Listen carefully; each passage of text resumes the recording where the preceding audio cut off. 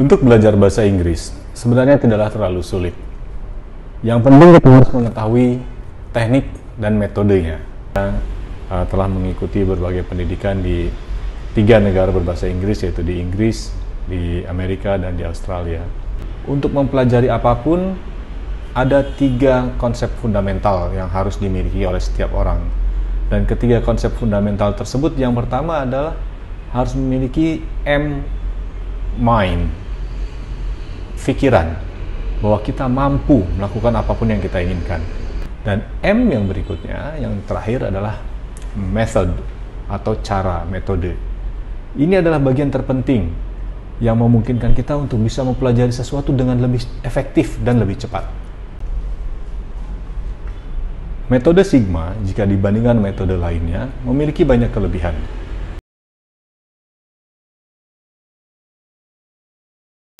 Di slide ini, saya menunjukkan quote dari 2 orang yang sangat terkenal.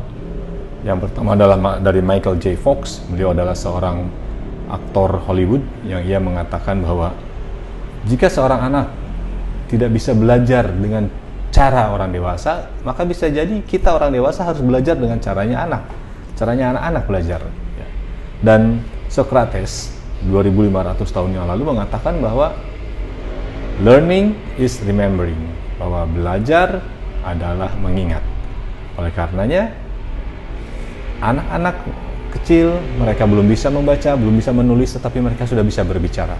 Bisa jadi karena mereka memang mengingat kata-kata yang diucapkan kepada mereka, yang mereka dengar dari orang tua mereka, sehingga kata-kata itulah yang mereka ucapkan kembali.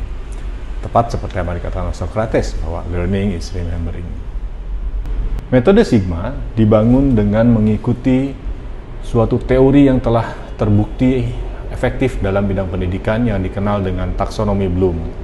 Taksonomi Bloom ini disusun oleh seorang profesor ahli pendidikan dari Amerika Serikat, Profesor Bloom, yang dia mengidentifikasi ada 6 tahapan dalam belajar.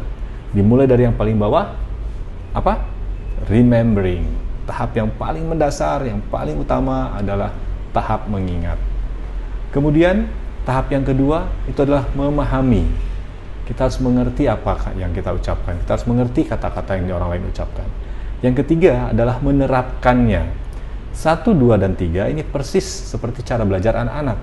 Mereka mengingat apa yang disampaikan oleh orang tuanya, kemudian mereka mencoba memahami apa arti dari masing-masing kata, lalu mereka mengucapkannya kembali. Mereka mencoba menerapkannya dalam lingkungan keseharian mereka. Tahap yang keempat itu adalah menganalisa masalah-masalah atau topik-topik yang sedang didiskusikan, lalu kemudian mengevaluasi untuk mengidentifikasi hal-hal lain yang perlu menjadi suatu pertimbangan, dan yang terakhir adalah membuat atau creating, membuat sesuatu model yang baru. Seperti yang sekarang saya lakukan, saya membuat suatu model belajar yang baru. Masing-masing tahap tentu membutuhkan waktu yang tidak sebentar. Namun demikian, tujuannya adalah di setiap tahap ini memberikan cukup waktu yang fundamental agar kokoh pada fondasi awalnya. Makanya tahap pertama itu adalah 3 tahap, dan masing-masing tahap membutuhkan waktu sekitar 2 bulan. Dalam waktu 1 tahun, Anda akan sudah menguasai bahasa Inggris dengan jauh lebih baik. Salah satu cara untuk memudahkan kita dalam mengingat irregular verbs adalah dengan kita mengasosiasikan atau menghubungkan kata yang akan kita ingat tersebut dengan sesuatu yang memudahkan kita untuk menyambungkannya. Contoh misalnya, kata kerja do, to do. To do itu artinya melakukan. kata kerja bentuk pertamanya adalah to do, kata keduanya adalah did, bentuk ketiganya adalah done. Do, did, done.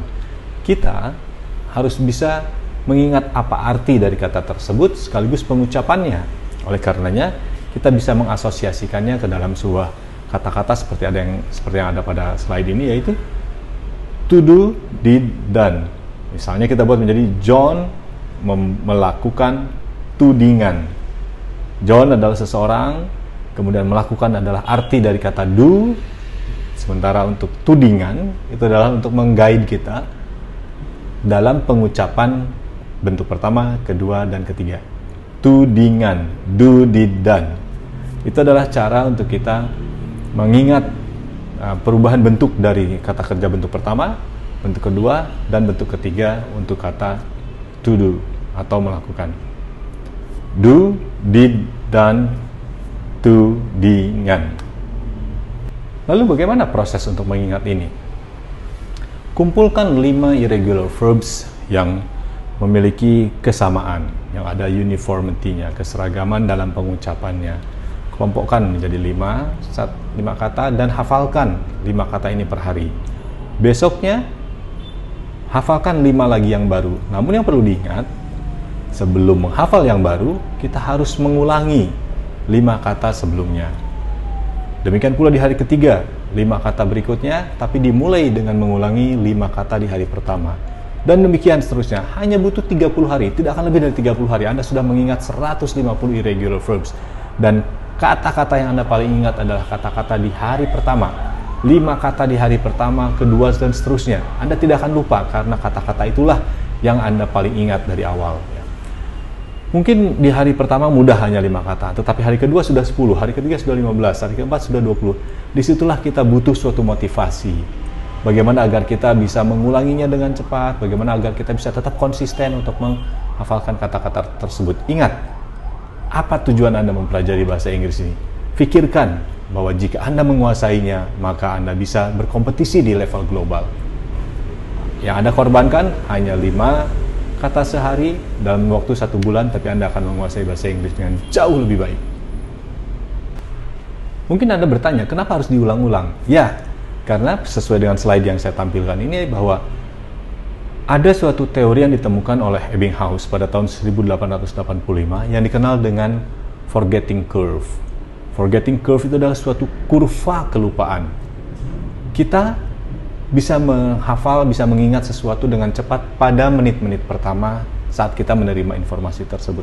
Namun seiring dengan berjalannya waktu, maka kita akan kehilangan beberapa ingatan yang tadi kita begitu kuat menempel. Oleh karenanya dibutuhkan apa? Dibutuhkan pelatihan, dibutuhkan pengulangan, repetisi yang memungkinkan informasi-informasi yang kita ingat tersebut tetap menempel menjadi permanent memory. Lakukan pengulangan secara periodik, dan tadi setiap akan memulai mengingat 5 kata yang baru, ingat dulu, ulangi dulu 5 kata sebelumnya di hari-hari awal.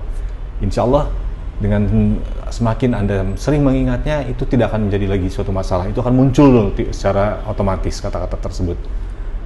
Jangan bosan untuk mengulanginya.